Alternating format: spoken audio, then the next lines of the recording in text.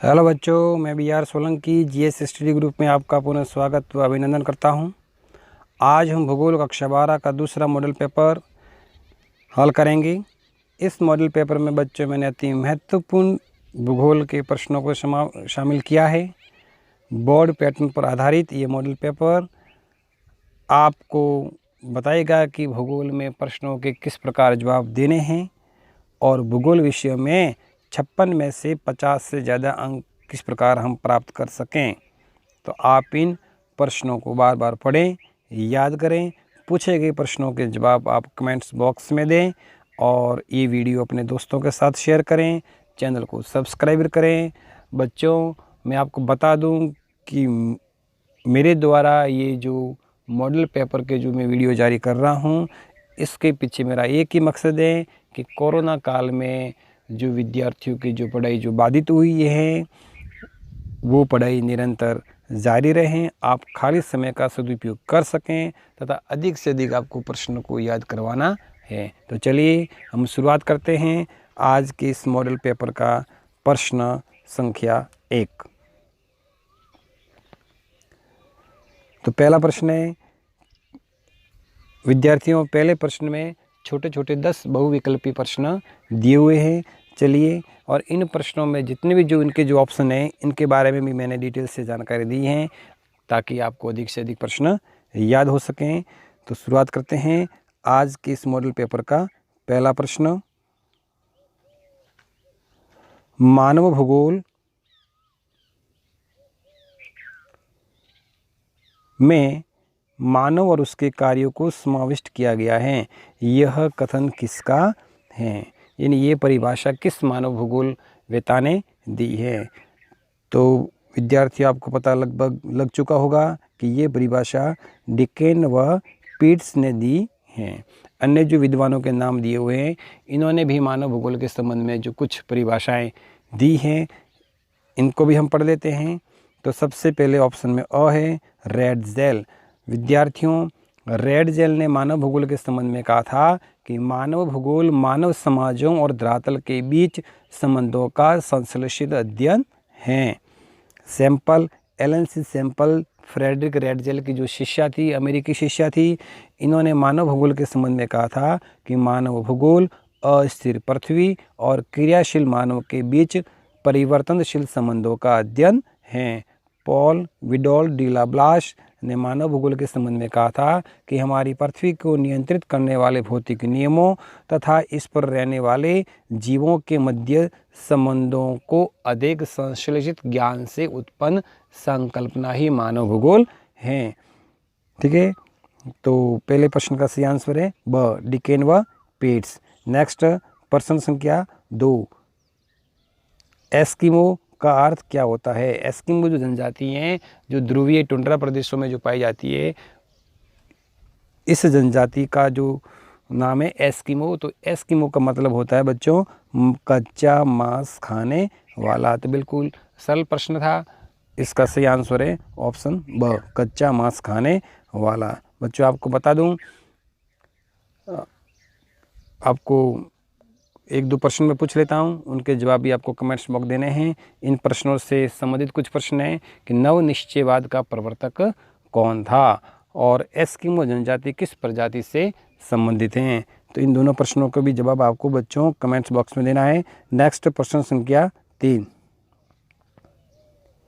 किसी सड़क मार्ग, रेल मार्ग, नहर आदि के दोनों किनारों के सहारे निर्मित कौन सा ग्रामीण अधिवास का प्रतिरूप है? मान लीजिए ये कोई सड़क मार्ग है और इस सड़क मार्ग के दोनों किनारों पर जो ग्रामीण बस्तियों का जो बसाव होता है उसको किस नाम से जाना जाता है? तो वो हो बच्चों रेखीय प्रतिरूप होता है। कौन सा प्रतिरूप होता है? रेखीय। यानी सड़क मार्ग, रेल मार्ग या नहर के जो आसपास जो बस्तियों का जो विकास होता है वो रेखीय प्रतिरूप कहलाता है। अन्य ऑप्शन में दिए हैं वृत्ताकार। वृत्ताकार प्रतिरूप हैं वो किसी झील, तालाब या सार्वजनिक स्थल के चारों ओर बस्तियों का निर्माण होता है। तीर प्रतिरूप, तीर प्रतिरूप का जो विकास है वो किसी अंतरिप या नदी के नुकीले सिरे पर होता है। इस प्रकार का जो नदी का जो नुकीला सिर है उसके सारे बस्तियों का निर्माण होता है।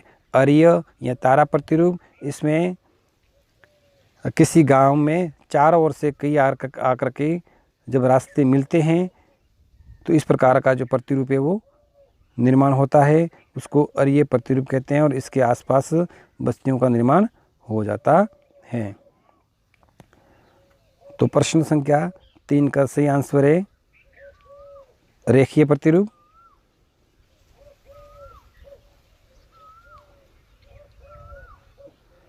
अब प्रश्न संख्या 4, प्रत्येक सेवा सेक्टर किस प्रकार का व्यवसाय है? प्रत्येक सेवा सेक्टर किस प्रकार का व्यवसाय है? देखिए ऑप्शन में दिए हुए हैं। प्राथमिक व्यवसाय में हमने पढ़ लिया था विद्यार्थियों कि खनन, आखेट, खाद्य संग्रहण, पशुपालन, मत्स्य पालन, कृषि, इन सभी व्यवसायों को प्राथमिक व्यवसाय के अंतर्गत शामिल किया जाता है। प्रत्येक और सेवा सेक्टर, सेवाएं में बैंकिंग सेवाएं, बीमा सेवाएं, पर्यटन सेवाएं, संचार सेवाएं, व्यापार, वाणिज्य, इन प्रकार के सभी जो व्यवसाय हैं वो तृतीयक व्यवसाय में आते हैं। तो चौथे प्रश्न का सही आंसर है स, तृतीयक। द्वितीयक व्यवसाय के अंतर्गत विनिर्माण, निर्माण और प्रसंस्करण उद्योग शामिल हैं। चतुर्थक व्यवसाय के अंतर्गत अनुसंधान और विकास पर ये केंद्रित होता है। इसमें सूचना का संग्रहण, उत्पादन और प्रकीर्णन अथवा वो सूचना का उत्पादन शामिल किया जाता है। तो चौथे प्रश्न का सही आंसर है स, तृतीयक व्यवसाय। प्रश्न संख्या 5 देखें।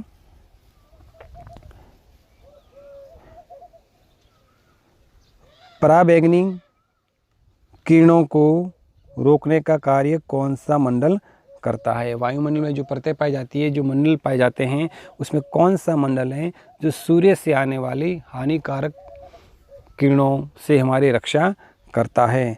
तो वो है बच्चों समताप मंडल। कौन सा मंडल? समताप मंडल। समताप मंडल वायुमंडल की दूसरी परत है जो 8 या 18 से 50 किलोमीटर की ऊंचाई तक पाई जाती हैं और इस मंडल में ओजोन परत भी 50 से 35 किलोमीटर की ऊंचाई तक पाई जाती हैं और इसी परत में ओजोन गैस पाई जाती है और ओजोन गैस ही पराबैंगनी किरणों से हमारी रक्षा करती हैं। तो 5वें प्रश्न का सही आंसर है समताप मंडल। अन्य जो मंडल है इनके बारे में भी थोड़ी जानकारी दे देता हूँ। क्षोभ मंडल वायुमंडल की सबसे निचली परत, इस परत में 165 मीटर की ऊंचाई पर जाने पर 1 डिग्री सेंटीग्रेड तापमान कम हो जाता है। मौसम संबंधी घटनाएं इसी मंडल में घटित होती हैं। जलवाष्प, धूलकण, गैसें आदि सभी इस मंडल में सर्वाधिक पाई जाती है। नेक्स्ट है आयन मंडल। आयन मंडल में रेडियो तरंगें परावर्तित होती हैं, यानी इस मंडल में विद्युत आवेशित कणों की अधिकता होती हैं। बाह्य मंडल सबसे ऊपरी मंडल है और इस मंडल में हल्की गैसें जैसे हाइड्रोजन और हीलियम गैस की अधिकता पाई जाती है। नेक्स्ट प्रश्न संख्या 6, भारत में सर्वप्रथम कौन सा उद्योग शुरू हुआ था? तो विद्यार्थियों भारत में सर्वप्रथम शुरू हुआ था कपड़ा उद्योग की शुरुआत हुई थी। कपड़ा उद्योग भारत का सबसे प्राचीन उद्योग है। इस उद्योग की स्थापना 1818 कोलकाता फोर्ट ग्लोस्टर में सबसे पहले इस उद्योग की स्थापना की थी 1818 में। उसके पश्चात 1854 में मुंबई में कपड़ा मिल की स्थापना की गई। दूसरा जो ऑप्शन है लौह इस्पात उद्योग 1870 में कुल्टी बरनपुर पश्चिम बंगाल में इसको कंपनी के द्वारा इस उद्योग की स्थापना की थी 1870 में कुल्टी बरनपुर पश्चिम बंगाल। उसके बाद जूट उद्योग की स्थापना भारत में 1859 रिसरा कोलकाता पश्चिम बंगाल में इसकी स्थापना की गई थी। चीनी उद्योग की स्थापना 1840 में बेतिया बिहार में सर्वप्रथम चीनी कारखाना लगाया गया था। तो भारत का सबसे जो प्राचीनतम उद्योग, सर्वप्रथम जो उद्योग जो शुरुआत की थी वो थी कपड़ा उद्योग। नेक्स्ट प्रश्न संख्या 7, जननांगीय संक्रमण की किस अवस्था में निम्न जन्म दर और मृत्यु दर होती है? यानी निम्न जन्म दर और निम्न मृत्यु दर किस अवस्था में होती है? तो विद्यार्थियों आपको बता दूं कि जननांगीय संक्रमण अवस्था में 5 अवस्थाएं होती हैं, पहली अवस्था में उच्च जन्म दर और उच्च मृत्यु दर होती हैं। जो ये प्रथम अवस्था दी हुई है इसमें उच्च जन्म दर और उच्च मृत्यु दर होती है। द्वितीय अवस्था में उच्च जन्म दर होती है लेकिन मृत्यु दर गिरती हुई होती है। तृतीय अवस्था में उच्च जन्म दर मध्यम मृत्यु दर होती है।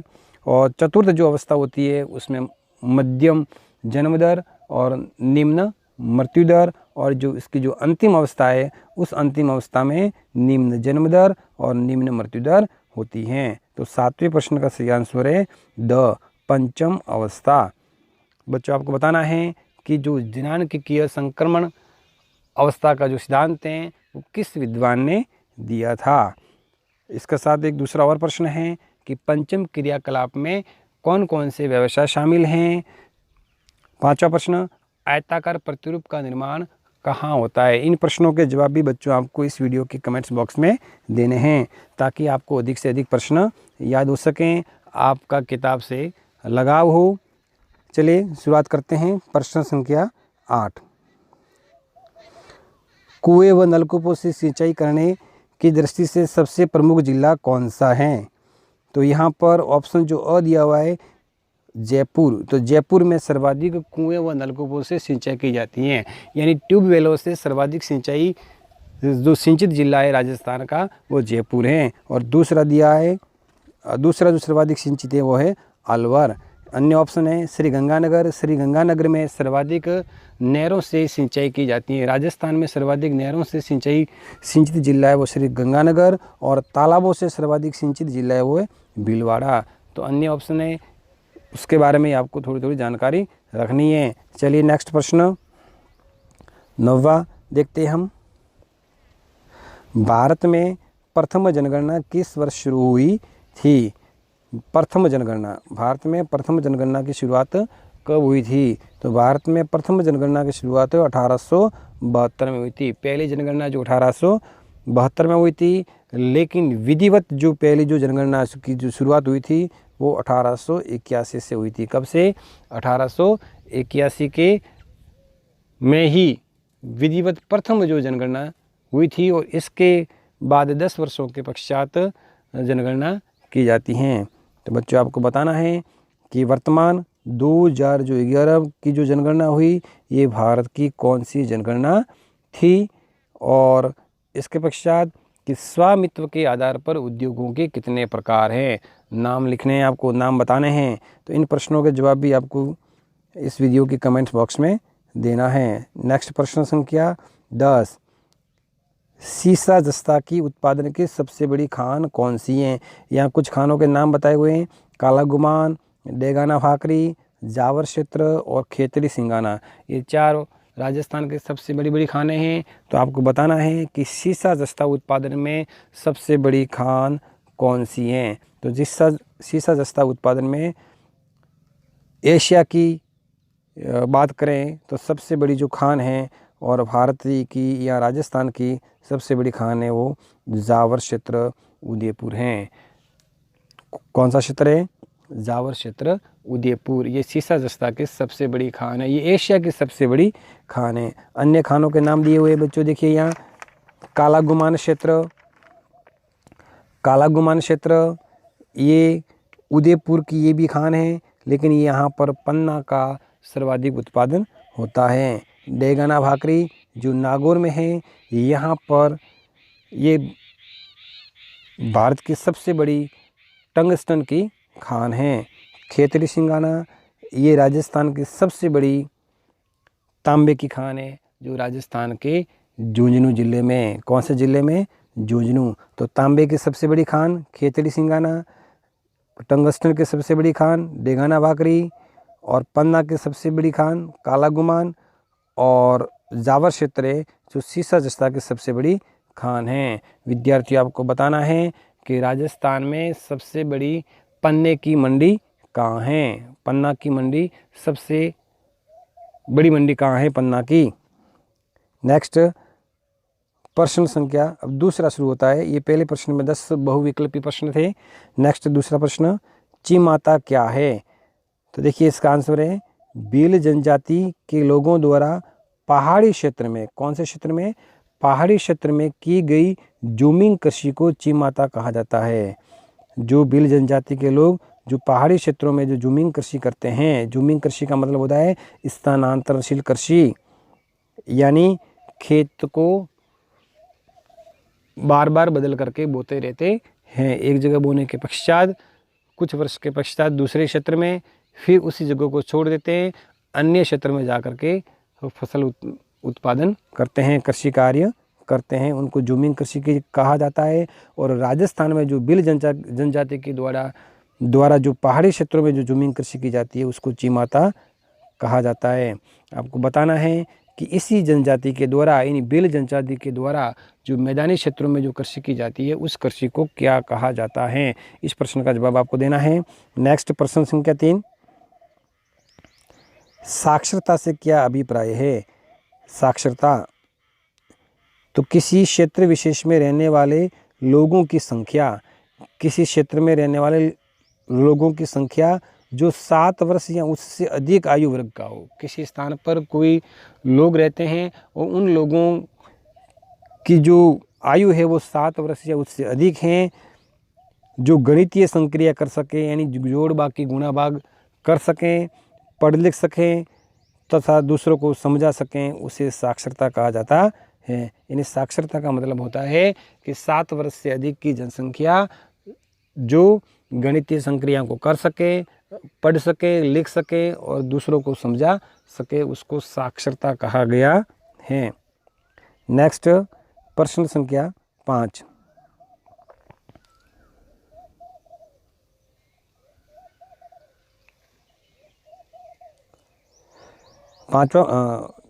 चौथा प्रश्न है, सीमा सड़क संगठन की स्थापना कब की गई। सीमा सड़क संगठन, तो इसकी स्थापना की गई है 7 मई 1960 में। सीमा सड़क संगठन की स्थापना 7 मई 1960 में की गई है। और ये जो सीमा सड़क जो संगठन है ये सीमावर्ती क्षेत्रों में सड़क निर्माण का कार्य करता है। कौन से क्षेत्र में? सीमावर्ती जो क्षेत्र हैं, अंतर्राष्ट्रीय जो सीमा है, अंतर्राज्यीय जो सीमा है, वहाँ पर जो सड़क बनाने का जो कार्य है वो सीमा सड़क संगठन के द्वारा किया जाता है। विशेषकर अंतर्राष्ट्रीय सीमाओं के सारे सड़कों का निर्माण और उनका रखरखाव आदि किया जाता है इस संगठन के द्वारा। इसकी स्थापना 7 मई 1960 में की गई। नेक्स्ट प्रश्न संख्या 5, राजस्थान में अधिकतम व न्यूनतम साक्षरता वाले जिले कौन से हैं? तो राजस्थान में अधिकतम जो साक्षरता वाला जिला है वो कोटा है। कौन सा है? कोटा। कोटा में 76.6% साक्षरता पाई जाती है। न्यूनतम जो साक्षरता वाला जिला है वो जालोर है। जालोर में जो साक्षरता है वो 54.9% पाई जाती है। 54.9%। ऐसे राजस्थान की जो 2011 की जनगणना के अनुसार राजस्थान की साक्षरता 66.1% है। छठा प्रश्न, भारत में कृषि आधारित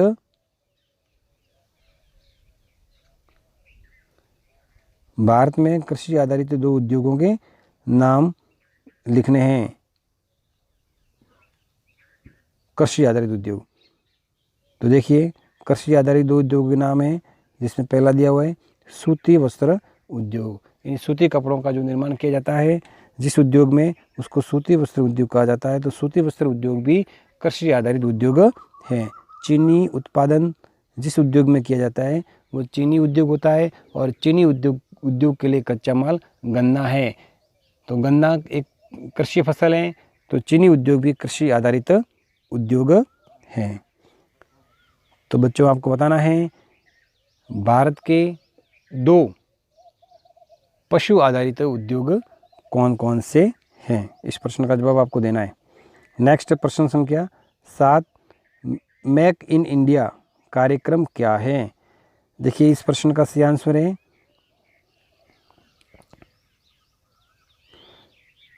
निवेश को बढ़ावा देकर। निवेश का मतलब है किसी स्थान पर पूंजी का निवेश करना, पूंजी को लगाना। तो निवेश को बढ़ावा देकर औद्योगिक विकास की गति को तेज करने, देश को मैन्युफैक्चरिंग हब बनाने, निर्माण उद्योग का केंद्र बनाने के लिए मेक इन इंडिया कार्यक्रम की शुरुआत 25 सितंबर 2014 में की गई। यानी देश को औद्योगिक केंद्र बनाने के लिए, निवेश को बढ़ावा देने के लिए मेक इन इंडिया कार्यक्रम 25 सितंबर 2014 में शुरू किया गया।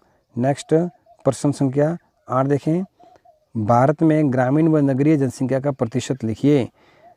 देखिए विद्यार्थियों, नगरीय जनसंख्या का जो प्रतिशत है भारत में 31.16% है और ग्रामीण जनसंख्या का जो प्रतिशत है वो 68.84% है। यानी ग्रामीण जनसंख्या भारत में सर्वाधिक पाई जाती है, नगरीय जनसंख्या कम पाई जाती है। लेकिन वर्तमान समय में ग्रामीण जनसंख्या धीरे धीरे कम हो रही है और नगरीय जनसंख्या में दिनों दिन वृद्धि होती जा रही है।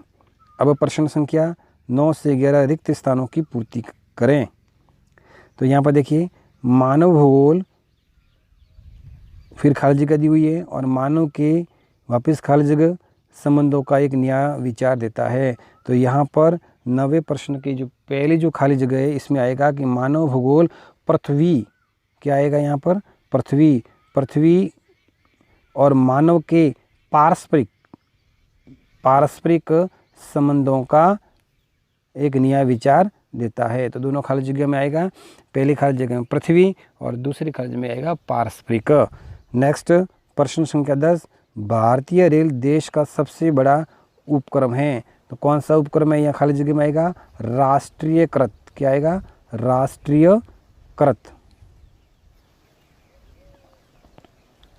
तो 10वें प्रश्न की खाली जगह में है कि भारतीय रेल देश का सबसे बड़ा राष्ट्रीयकृत उपक्रम है।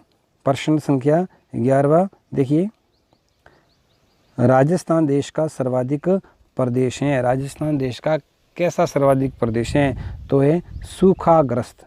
राजस्थान देश का सर्वाधिक सूखाग्रस्त प्रदेश है। कैसा प्रदेश है, सूखाग्रस्त। तो ये तीन प्रश्न खाली जगह के थे। अब 12वां प्रश्न देखते हैं।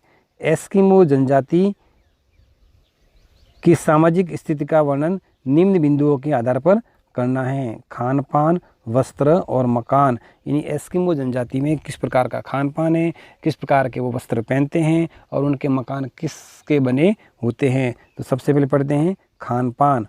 एस्किमो जो जनजाति हैं ये लोग सील मछली, व्हेल मछली, कैरिबो, रेनडियर जो इस प्रकार के जो जानवर हैं आदि जानवरों का शिकार कर भोजन प्राप्त करते हैं। यानी इनकी मांस को ये खाते हैं, क्योंकि एस्किमो का अर्थ होता है कच्चा मांस खाने वाला। देखिए आगे दिया हुआ है कि एस्किमो का अर्थ कच्चा मांस खाने वाला, यानी इन सभी जानवरों का आखिर करके कच्चा मांस खाते हैं। तो इनका खान पान है मांस को खाना और शिकार करना। नेक्स्ट आगे देखिए, वस्त्र, किस प्रकार के वस्त्र पहनते हैं ये। तो ग्रीष्म ऋतु में आखिर से प्राप्त खाल ही एस्किमो का मुख्य वस्त्र है। जो सील मछली, व्हेल मछली, कैरिबो, रेनडियर का जो जीव जंतुओं का जो शिकार करते हैं उनसे प्राप्त खाल ही उनका वस्त्र हैं। ये ध्रुवीय बालू की खाल से भी वस्त्र बनाकर पहनते हैं। पुरुष बदन पर ऊनी जर्सी जैसा बाहेदार वस्त्र पहनते हैं जो उसे तीमियाक कहते हैं। याद रखना, पुरुष बदन पर यानी पुरुष अपने शरीर पर ऊनी जर्सी जैसा बाहेदार वस्त्र पहनते हैं उसे तीमियाक कहते हैं। और तीमियाक के ऊपर पहने जाने वाला वस्त्र है उसको अनुहाग कहते हैं। चमड़े से बने जूते कर्मक कहलाते हैं।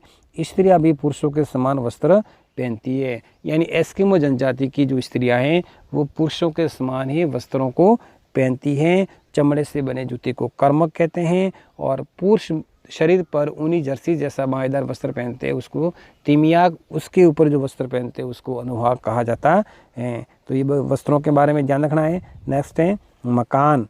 एस्किमो जो जनजाति के लोग हैं जो बर्फ़ की चट्टानों को काटकर गुंबदनुमा जो घर बनाते हैं ऐसे शीतकालीन घर को इग्लू कहते हैं। तो एस्किमो जनजाति के जो घर जो बर्फ़ की चट्टानों को काटकर शीतकाल में बनाते हैं उसको क्या कहा जाता है, इग्लू। और इग्लू एक इस प्रकार का इनका घर होता है, छोटा सा उसमें दरवाज़ा होता है और अंदर ये रेंग करके अंदर जाते हैं, यानी बिल्कुल दरवाज़ा का मुंह बिल्कुल छोटा होता है ताकि ठंडी जो हवा है उसमें अंदर नहीं आ सकें।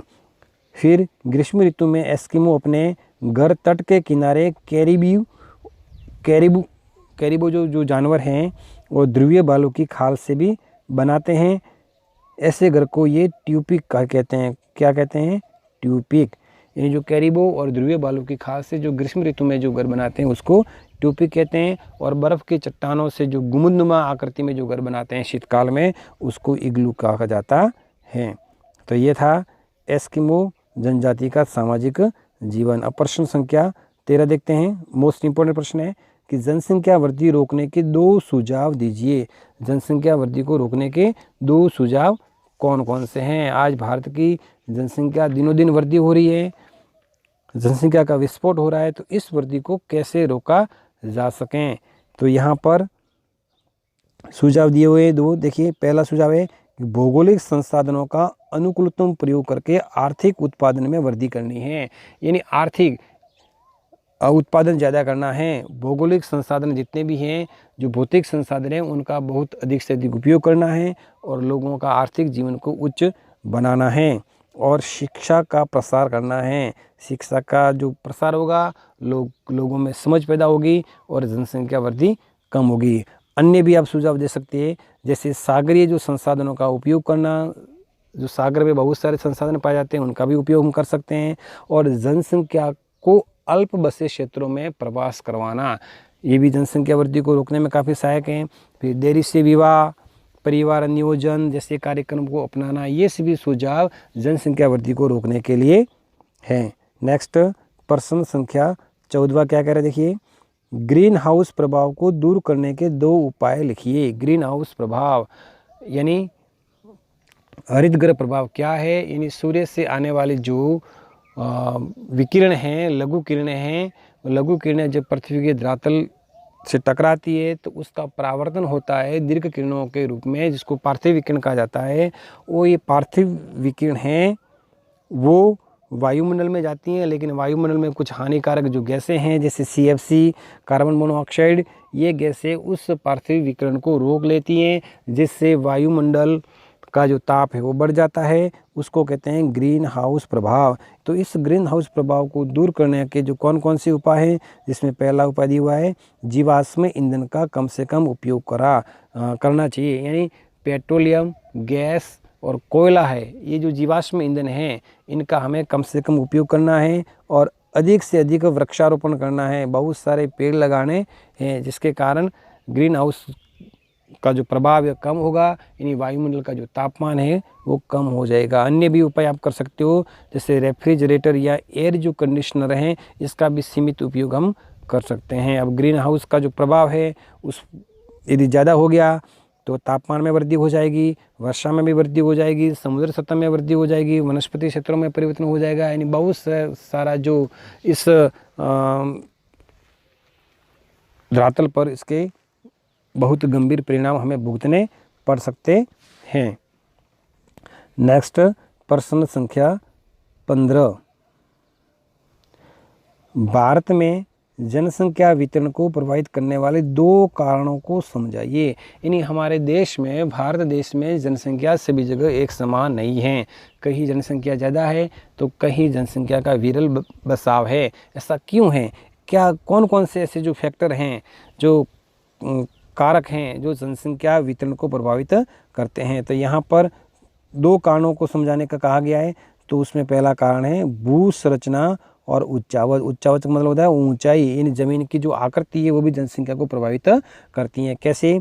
कि धरातल पर पर्वत, पठार, मैदान, नदी, घाटियाँ विद्यमान होती हैं जो लोगों के वितरण को प्रभावित करती हैं। पर्वतीय क्षेत्र में विरल जनसंख्या पाई जाती है क्योंकि वहाँ का धरातल समतल नहीं होता है। यानी पर्वतीय क्षेत्रों में लोग रहना पसंद नहीं करते हैं। जहाँ का धरातल समतल होता है, मैदानी भूभाग होता है, वहाँ जनसंख्या का बसाव अधिक होता है। दूसरा कारण है जलवायु। जलवायु भी जनसंख्या को प्रभावित करती है। कैसे करती है? कि मानव के लिए अति उष्ण और अति शीत जलवायु हितकर नहीं होती है। यानी जहाँ पर ज़्यादा सर्दी पड़ती है या ज़्यादा गर्मी पड़ती है वो मानव के रहने के लिए अनुकूल नहीं है। समशीतोष्ण यानी जहाँ न ज़्यादा गर्मी न ज़्यादा सर्दी और मानसूनी जलवायु मानव के रहने के लिए योग्य होती हैं। इसीलिए विश्व के अधिकांश घने बसे देश इस प्रकार की जलवायु में पाए जाते हैं। अत्यधिक वर्षा, हिमपात, तापमान मानव बचाव के लिए उपयुक्त नहीं होते। तो जहाँ की अच्छी जलवायु होती है वो मानव के बसाव के लिए उपयुक्त होते हैं और वहाँ जनसंख्या का जो बसाव है वो अधिक होता है। अन्य जो जनसंख्या वितरण को प्रभावित करने वाले कुछ जो कारण हैं, जैसे स्वच्छ जल की आपूर्ति है, मिट्टियाँ, खनिज पदार्थ, शक्ति के जो संसाधन हैं, आर्थिक उन्नति की जो अवस्था है, ये सभी जो अन्य जो फैक्टर हैं वो जनसंख्या के वितरण को प्रभावित करते हैं। नेक्स्ट प्रश्न संख्या 16, पशुचारण की समालोचना कैसी है? यानी पशुचारण क्या है? पशुचारण है वो प्राथमिक व्यवसाय के अंतर्गत आता है। देखिए कि आखेट पर निर्भर रहने वाले मानव समूह ने धीरे धीरे पशुपालन का व्यवसाय किया।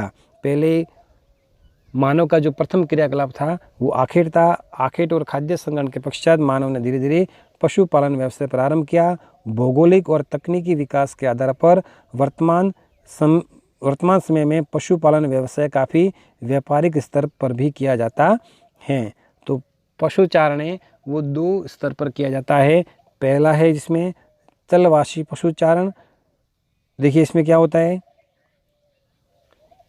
स्थलवासी पशुचारण, इसके जो पशुचारक होते हैं इसमें अपने भोजन, वस्त्र और औजार और यात्रा के लिए पशुओं पर निर्भर रहते हैं। स्थलवासी पशुचारण करने वाले जो पशुचारक हैं वो भोजन, वस्त्र, औजार आदि के लिए पशुओं पर निर्भर रहते हैं। ये है पशुचारण। अपने पालतू पशुओं के साथ पानी व चारागाह की उपलब्धता व गुणवत्ता के आधार के अनुसार एक स्थान से दूसरे स्थान पर स्थानांतरित होते रहते हैं।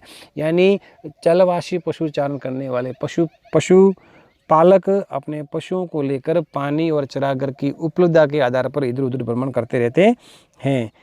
इन पशुचारक वर्गों के अपने अपने विशिष्ट निश्चित चारागाह भी होते हैं। जो पशुचारक के प्रत्येक के अपने अपने चारागाह भी होते हैं, उस स्थानों पर अपने पशुओं को ले जाते हैं। स्थलवासी पशुचारण के 3 प्रमुख क्षेत्र हैं, जिसमें पहला है अफ्रीका के अटलांटिक तट से अरब प्रायद्वीप होता हुआ मंगोलिया, चीन तक फैला हुआ है। दूसरा इसका क्षेत्र है टुंड्रा प्रदेश, ठंडा प्रदेश। और तीसरा जो स्थलवासी पशुचारण का मुख्य प्रदेश है वो दक्षिणी गोलार्ध में दक्षिणी पश्चिमी अफ्रीका, कालाहारी मरुस्थल और मेडागास्कर द्वीप समूह में भी स्थलवासी पशुचारण किया जाता है। पशुचारण का दूसरा स्तर है वाणिज्य पशुपालन। ये एक व्यवस्थित व पूंजी प्रधान एक व्यवसाय है और इसी वाणिज्यिक पशुपालन व्यवसाय के जो फार्म हैं, जो खेत हैं, वो स्थायी होते हैं।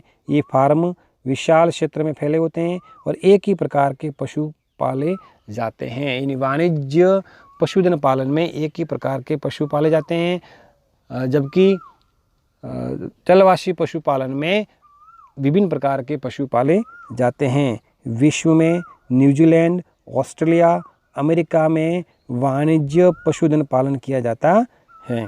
तो ये था पशुपालन। 17वां प्रश्न देखिए, मानव अधिवासों का वर्गीकरण करो। यानी अधिवास कितने प्रकार के पाए जाते हैं इनको बताना है। तो एक स्थान से साधारणतया स्थायी रूप से बसा हुआ मानव, उसे मानव बस्ती कहते हैं। एक स्थान जो साधारणतया स्थायी रूप से बसा हुआ है, यानी कोई स्थान जहाँ पर लोग रहते हैं, उसे मानव बस्ती कहते हैं। और मानव बस्ती या अधिवास को 2 भागों में डिवाइड किया हुआ है, विभाजित किया हुआ है, जिसमें पहला है ग्रामीण अधिवास और दूसरा है नगरीय अधिवास। नगरीय व ग्रामीण अधिवास में अंतर के कई कारण हैं, जैसे आकार हैं, बस्तियों की संख्या, उनका घनत्व, जनसंख्या घनत्व, व्यवसाय, भूमि उपयोग, आर्थिक विकास, सामाजिक सांस्कृतिक जीवन स्तर, ये सभी जो कारक हैं वो ग्रामीण अधिवास और नगरीय अधिवास को विभाजित करते हैं। अब ग्रामीण अधिवास क्या होता है देखिए। ग्रामीण अधिवास में रहने वाले निवासियों का मुख्य व्यवसाय प्राथमिक गतिविधियां होती हैं। यानी ग्रामीण अधिवास में रहने वाले लोग प्राथमिक व्यवसाय को करते हैं, जैसे कृषि कार्य करना, मछली पकड़ना, लकड़ी काटना, खनन कार्य, पशुपालन आदि किया जाता है। नगरीय अधिवास नगरों के निवासियों का मुख्य व्यवसाय है। यहाँ पर द्वितीय और तृतीय प्रकार के जो क्रियाकलाप किए जाते हैं। तो ये था मानव अधिवासों का वर्गीकरण। नेक्स्ट प्रश्न संख्या 18 देखिए, भारत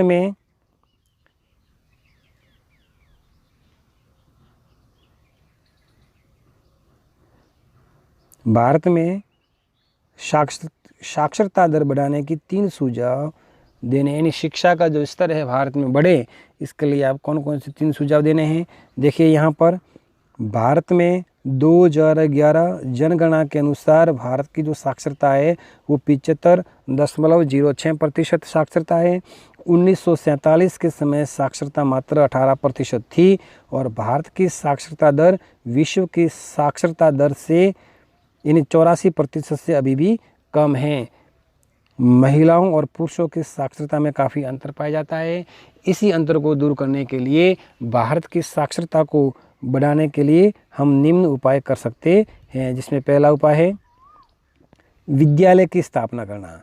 यानी कहाँ पर जिस जगह विद्यालय ना हो या दूर हो, खासकर ग्रामीण क्षेत्रों में जहाँ पर काफ़ी दूरी अधिक होती है, उन क्षेत्रों में विद्यालयों की स्थापना करके साक्षरता दर को बढ़ाया जा सकता है। दूसरा, स्कूलों में शौचालय बनाना, यानी स्कूलों में लड़कों और लड़कियों के लिए अलग अलग शौचालय होने चाहिए, ताकि लड़कियां हैं वो भी स्कूल आने में शर्म न करें। तीसरा जो कारण है, बच्चों को भयमुक्त शिक्षा देना है, यानी विद्यालय में बच्चों से किसी प्रकार की कोई मारपीट न की जाए, उन्हें भयमुक्त शिक्षा देना है ताकि वो विद्यालय में हंसते हंसते आए। तो ये जो साक्षरता को बढ़ाने के लिए कुछ महत्वपूर्ण सुझाव हैं। अन्य सुझाव भी आप दे सकते हैं, जैसे विद्यालयों में जाति आधारित भेदभाव को भी समाप्त करके साक्षरता को बढ़ावा दे सकते हैं। निःशुल्क शिक्षा की व्यवस्था करके भी, स्त्री शिक्षा को प्रोत्साहन देकर भी, और भारत में शिक्षा को प्रभावशाली बना करके, इन सभी उपायों को कर करके साक्षरता को बढ़ा सकते हैं। नेक्स्ट प्रश्न संख्या 19, सड़क परिवहन की व्याख्या कीजिए। सड़क परिवहन सिंधु घाटी की सभ्यता काल से ही भारत में सड़क निर्माण की सुदीर्घ परंपरा रही है। इसका यानी हमारे देश में सड़क परिवहन की क्या स्थिति है, इसके बारे में आपको उत्तर लिखना है कि सड़क परिवहन सिंधु घाटी की सभ्यता काल से ही भारत में सड़क निर्माण की सुदीर्घ परंपरा रही, यानी सिंधु घाटी सभ्यता से ही हमारे देश में सड़क निर्माण का कार्य हो रहा है। इसका पूर्वोत्तर 3 शताब्दी से मौर्य शासक को, जैसे चंद्रगुप्त, अशोक महान भी सड़क निर्माता थे। सम्राट अशोक ने भी और चंद्रगुप्त मौर्य ने भी सड़कों का भी निर्माण करवाया था। प्राचीन काल में सुप्रसिद्ध व्यापारिक मार्ग था जिसका नाम था रेशम मार्ग। ये मार्ग चीन से भारत, ईरान, पश्चिमी एशिया तक जाता था। यानी जो रेशम मार्ग भारत में प्राचीन काल में बहुत प्रसिद्ध था, जो चीन से भारत, ईरान और पश्चिमी एशिया को जाता था। मध्य काल में, युद्ध की जगह काल आएगा, मध्य काल में शेरशाह सूरी और मुगल सम्राटों ने भी सड़कों के निर्माण में बहुत रुचि ली। ब्रिटिश शासकों में विशेषकर लॉर्ड डलहौजी ने सड़कों के निर्माण और विकास पर विशेष ध्यान दिया था। देखिए आगे, और कि हमारा जो देश है ये विश्व की सबसे लंबी सड़क प्रणाली वाला देश है, यानी विश्व में अमेरिका के पश्चात भारत में सर्वाधिक सड़क मार्ग पाए जाते हैं। विश्व में देश की कुल सड़कों की लंबाई 48.85 लाख किलोमीटर है, यानी हमारे देश में कुल सड़कों की लंबाई है वो 48.85 लाख किलोमीटर है। सड़क नेटवर्क के अंतर्गत, यानी सड़क मार्ग के अंतर्गत राष्ट्रीय राजमार्ग, राज्यों के राजमार्ग, ग्रामीण व जिला सड़कें शामिल हैं। इसमें राष्ट्रीय राजमार्ग हैं वो 92,851 किलोमीटर, राज्य राजमार्ग 1,42,687 किलोमीटर और जिला व ग्रामीण सड़कें 46,49,462 किलोमीटर फैली हुई हैं। तो ये था भारत में सड़क परिवहन। नेक्स्ट प्रश्न संख्या 20 मानचित्र आधारित प्रश्न है और विश्व के मानचित्र में विश्व की जनसंख्या में सघन जनसंख्या वाले देश को विश्व के मानचित्र में बताना है। देखिए यहाँ कुछ देशों के नाम लिए हुए हैं, जैसे चीन, जापान, दक्षिण कोरिया और बांग्लादेश। इन देशों को विश्व के मानचित्र में देखते हैं। देखिए विद्यार्थियों, ये रहा चीन,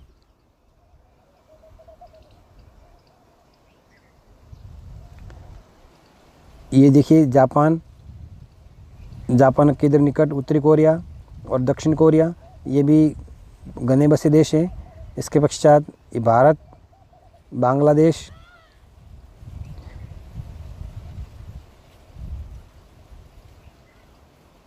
और भी यहाँ पर सभी विश्व के जो घने देश हैं इनकी स्थिति आप इस विश्व के मानचित्र में देख सकते हैं। देखिए उत्तरी अमेरिका महाद्वीप में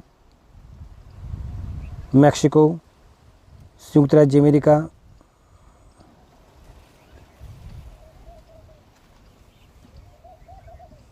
दक्षिण अमेरिका में महाद्वीप में Brazil, Uruguay, Argentina, Chile, Africa महाद्वीप में दक्षिण अफ्रीका, नाइजीरिया, सूडान, ये सभी देश हैं जो विश्व में घने बसे देश हैं। यूरोप महाद्वीप के कुछ देशों की स्थिति देख लेते हैं। यहाँ पर United kingdom, France, Italy, Germany, ये जो देश हैं ये विश्व के सबसे घने बसे देश आप देख सकते हो। संसार के मानचित्र में, संसार का मानचित्र लेकर के आप विश्व के घने घने देशों की स्थिति आप दर्शाएं बार बार। दूसरा मानचित्र दिया हुआ है, दिए गए भारत के रेखा मानचित्र में लो इस्पात नगरों की स्थिति बतानी है, जिसमें भिलाई, दुर्गापुर, राउरकेला, बोकारो, जमशेदपुर, ये सभी जो लो इस्पात केंद्र हैं भारत के मानचित्र में दिखाने हैं। देखिए ये भारत का मानचित्र, इसको देखिए गौर से। भारत के मानचित्र में यहाँ पर देखिए पश्चिम बंगाल राज्य, यहाँ पर बरनपुर, बोकारो, दुर्गापुर, जमशेदपुर, राउरकेला, ये सभी आसपास लो इस्पात केंद्र हैं। इसके पश्चात यहाँ छत्तीसगढ़ में भिलाई, गोपालपुर, विशाखापट्टनम, पारादीप, डोलवी महाराष्ट्र, विजयनगर, भद्रावती कर्नाटक, सलेम तमिलनाडु, ये सभी जो भारत के लो इस्पात केंद्र हैं आप इन केंद्रों को मानचित्र में बार बार दर्शाएं, देखें। नेक्स्ट प्रश्न नंबर दे हैं 22वां प्रश्न, राजस्थान में सिंचाई सुविधा के विकास के लिए अपने सुझाव दीजिए। यानी राजस्थान में सिंचाई की सुविधा का विकास बहुत अधिक हो, इसके लिए आप कौन कौन से सुझाव दे सकते हैं। देखिए पहला सुझाव है कि उपलब्ध जल का सर्वाधिक संरक्षण आवश्यक है। यानी राजस्थान में जो भी जल उपलब्ध है उनका संरक्षण बहुत आवश्यक है। पहला सुझाव तो ये है। दूसरा है कि भूजल का उपयोग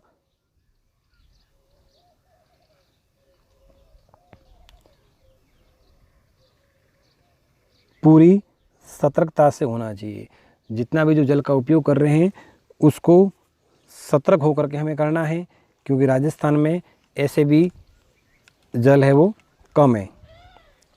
नदी बेसिन आधार पर जल के संबंध में स्थगन नियोजन की क्रिया होनी चाहिए। यानी जो नदी बेसिन है, यानी नदी का जो क्षेत्र है वहाँ पर जल के संबंध में जो योजनाएं की जा रही है, जो नियोजन का जो कार्य किया जा रहा है, यानी वहाँ पर बहुत सारे जो बांध बनाए जा रहे हैं उनको एक स्थान से दूसरे स्थान पर जो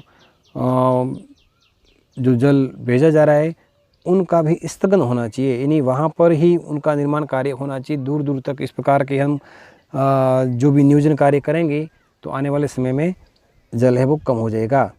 नेक्स्ट है आधुनिक तकनीकी विधियों से प्रयुक्त कर जल रिसाव वाष्पन से होने वाली क्षति को घटाना चाहिए। यानी आधुनिक टेक्नोलॉजी का भी प्रयोग करना है ताकि जो जल का जो रिसाव है, जो वाष्पन क्रिया हो रही है, वो भी कम हो।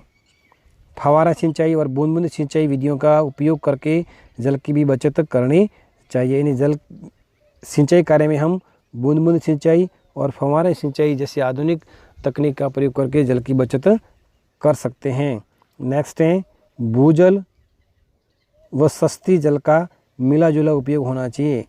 भूजल का और जो सस्ता जल उपलब्ध है, जो रेतीले जल है, उनका हमें मिला जुला उपयोग करना चाहिए। यानी रेतीले जल में जैसे तालाब है, नहरें हैं, नदियों का जो जल है और जो भूजल है, ग्राउंड वाटर है, उस जल को दोनों को बराबर रूप से उपयोग में लेना है। जल मार्ग, खेत नालियों की लाइनिंग को प्राथमिकता से पूरा किया जाना चाहिए। जो जल मार्ग हैं जैसे नहर हैं, उनको भी पक्की बनानी चाहिए ताकि जल का जो रिसाव है कम से कम हो। चालू परियोजनाओं को, यहाँ परियोजनाओं की जगह परियोजनाएं, चालू परियोजनाओं को चयनित आधार पर स्वीकार करना चाहिए। जो भी योजनाएं, जो परियोजनाएं जो चल रही हैं जल की, उन जल की योजनाओं को भी, जो मुख्य मुख्य योजनाएं, उनका चयन करके हमें काम करना है। नई योजनाओं को चयनित आधार पर स्वीकार करना है और नई योजनाएं जो भी हम जल के संबंध में बना रहे हैं, उसमें सबसे जो मोस्ट योजना है, उनका हमें चयन करके सर्वप्रथम काम करना है। परियोजना के रखरखाव को सर्वोच्च प्राथमिकता दी जानी चाहिए। जितनी भी जो परियोजनाएं जल से संबंधित जो चल रही है, उसको भी हमें सर्वोच्च प्राथमिकता से कार्य उसमें करने हैं। इन्हीं उन परियोजनाओं का रखरखाव और मरम्मत का कार्य भी समय समय हमें करना है। तो ये सभी सुझाव सिंचाई विकास के लिए बहुत लाभदायक हो सकते हैं। नेक्स्ट, इस मॉडल पेपर का जो अंतिम प्रश्न है, विश्व को कितने जनसंख्या महासमूह में विभाजित किया गया है, सविस्तार से समझाइए। तो विश्व जनसंख्या को वितरण की दृष्टि से 4 महासमूह में विभाजित किया गया है। ये निम्न है, जिसमें पहला है एशियाई महासमूह। ये विश्व का सबसे बड़ा जन महासमूह है। यानी विश्व को जनसंख्या वितरण की दृष्टि से 4 महासमूह में विभाजित किया गया है, जिसमें पहला जो महासमूह है वो है एशियाई महासमूह। एशियाई जनसमूह है वो 10 डिग्री से 40 डिग्री उत्तरी अक्षांश के मध्य है। एशियाई महासमूह 10 डिग्री से 40 डिग्री के मध्य उत्तरी अक्षांश के मध्य फैला हुआ है। जापान को छोड़कर इस जनसमूह में देश के सभी जो देश हैं वो कृषि प्रधान अर्थव्यवस्था वाले हैं। नेक्स्ट देखिए, एशियाई जनसमूह की जनसंख्या है वो 430 करोड़ है।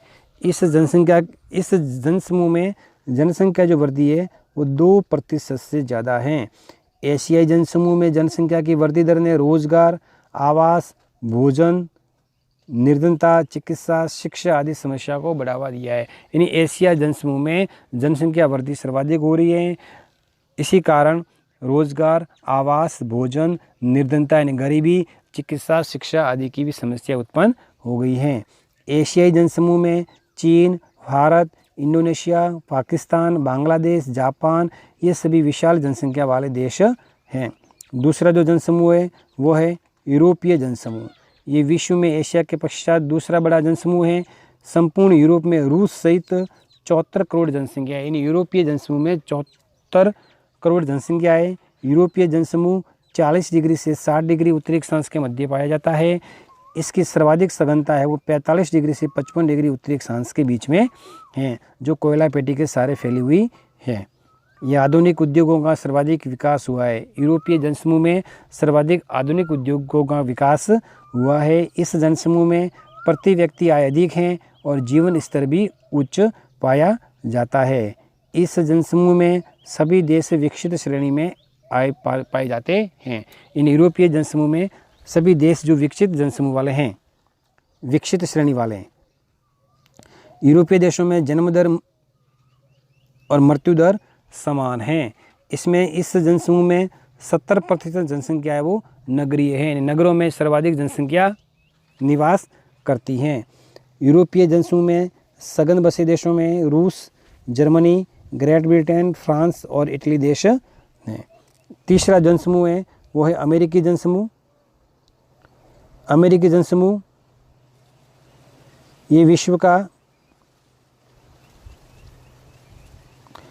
तीसरा बड़ा जनसमूह है।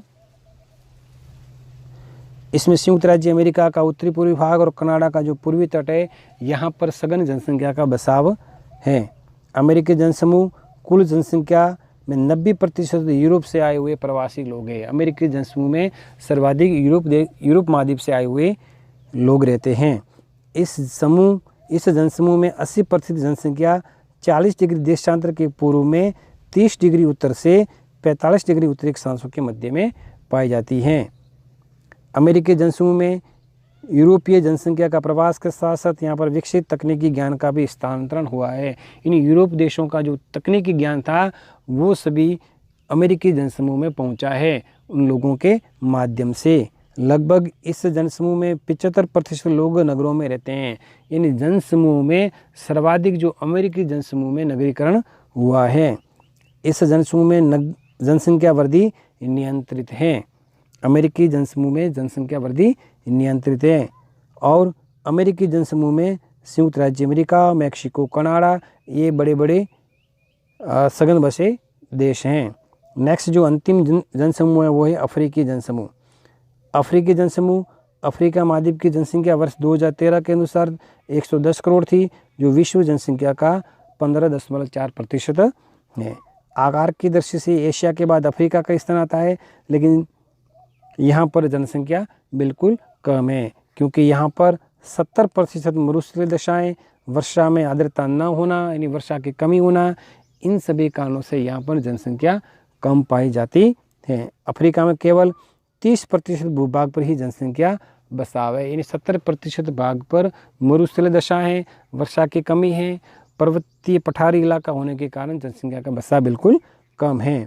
अफ्रीकी जनसमूह के 3 क्षेत्र हैं। एक तो है नील नदी घाटी क्षेत्र, जाम्बिया नाइजर नदी क्षेत्र और तीसरा क्षेत्र है दक्षिणी अफ्रीका का दक्षिणी पश्चिमी भाग और पूर्वी क्षेत्र शामिल है। इस क्षेत्रों में अफ्रीकी जनसमूह में जनसंख्या का बसाव अधिक है। तो ये था भूगोल का दूसरा मॉडल पेपर। विद्यार्थियों आपको ये मॉडल पेपर कैसा लगा, अपनी प्रतिक्रियाएं इस वीडियो के कमेंट्स बॉक्स में दें और इन वीडियो को बार बार पढ़ें, याद करें, ताकि आपको भूगोल विषय में बोर्ड एग्ज़ाम में अधिक से अधिक अंक प्राप्त हो सकें। ठीक है, नेक्स्ट मिलेंगे हम अगले मॉडल पेपर के साथ। तब तक के लिए धन्यवाद।